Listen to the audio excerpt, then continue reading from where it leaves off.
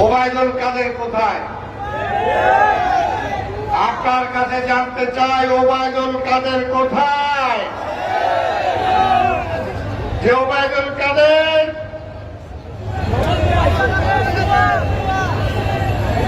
বলল ছাত্রদের ব্যাপারে যে আমার ছাত্রলীগই যথেষ্ট। আজকে এই গণহত্যার 1 নম্বর আসামে যদি শেখ হাসিনা হয়, 2 নম্বর হবে ওবায়দুল কাদের। তারা এখনো ধরতে বলেন নাই। ওই হাসান মাহমুদ ছিল একটা, শুনলাম সে ধরা খাইছে, তারপরে আবার বিদেশ পালায় গেল কেমনে? স্বরাষ্ট্র উপদেষ্টা সাহেব, এইগুলোর জবাব তো আপনাকে দিতে হবে। আমরা এই সরকারকে বলতে চাই,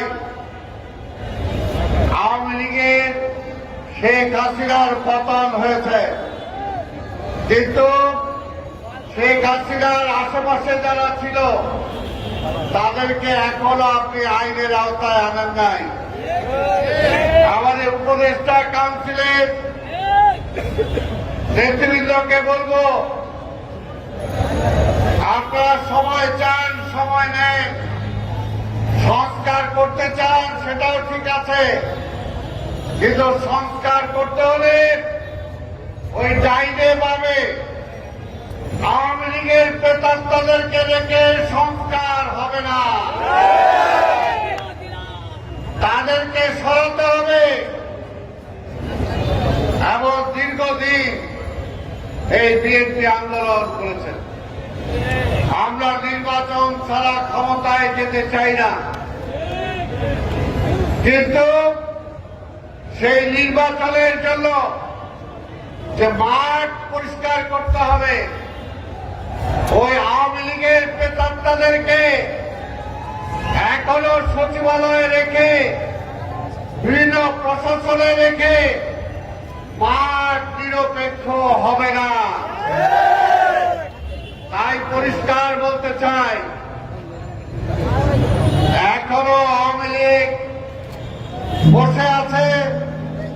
শেখ হাসিনা মাঝে মাঝে বলে যে আমি আসতেছি, আমরাও তো অপেক্ষা করতেছি, আমরা অপেক্ষা করতেছি, আপনি আসেন। পালাইলেন কেন? পালাইলেন কেন? পালাইলেন কেন?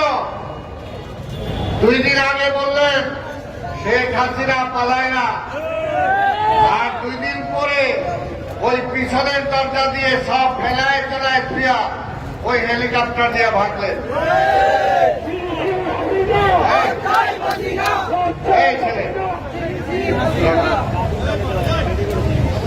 লজ্জা আছে নাকি হাসিনার? আবার লজ্জা সরব চাইলে তার দল বল ক্রিয়া ভাগতো না। আমাদের নেত্রী কি দেশ ছেড়ে গেছে? আমরা বলছিলাম